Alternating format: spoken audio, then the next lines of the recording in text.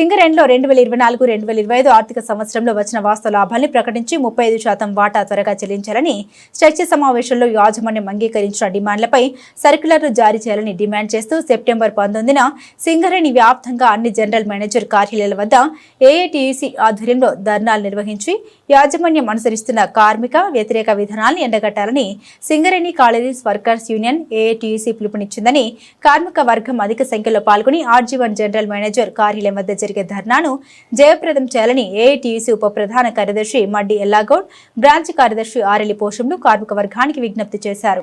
అక్కడ ఒక దుష్టులు ఉన్నారు. ఇవన్నీ చేస్తే ఏఐటీసీకి పేరు వస్తుంది. ఇవి చేసిందంటే మనం ఎలక్షన్లో పెట్టిన మేనిఫెస్టో సగం పనులు అయిపోయినట్టే కదా. ఏఐటీసీ ఉద్దేశం ఏంటిది? ఎలక్షన్ల ముందు ఏఐటీసీ ఏమని పోరాటం చేసింది? ఏఐటీసీ ఎలక్షన్ల ముందు మీకు ఏం చెప్పింది?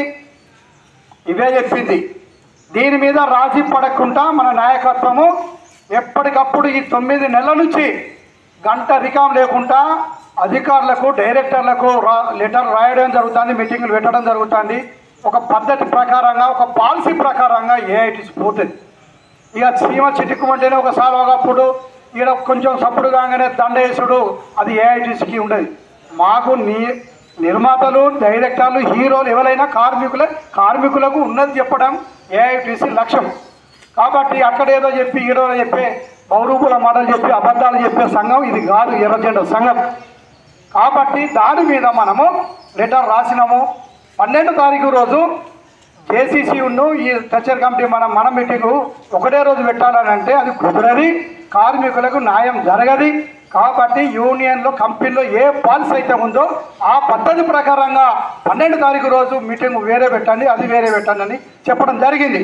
కాబట్టి అక్కడ మోసం జరుగుతుంది, తప్పు జరుగుతుంది గ్రహించే ఒకటే రోజు పెట్టద్దు, 2 రోజులు పెట్టాలని మేము చెప్తే 12వ తారీఖు రోజు మనం మీటింగ్ పెడితే 10 గంటలకు డైరెక్టర్లు వచ్చారు, హెచ్ఓడీలు వచ్చారు, మన నాయకత్వం అంతా పోయి ఆఫీసులో కూర్చున్నాము. పావుదొక 10కి పోయినాం.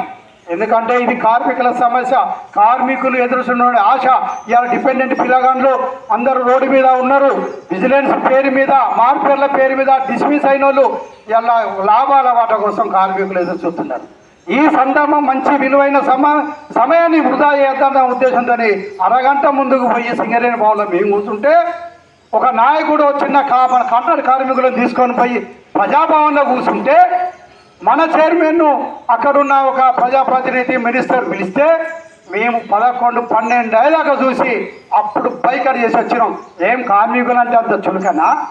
ఏఐటీసీ నాయకత్వం మూకుంటుందా? మాకు వచ్చిన హక్కులు మాకు మీరు ఒప్పుకున్న హక్కులు అమలు చేయాలని చెప్పి మేము చెప్తే మేము ఒకటే చెప్పినాం.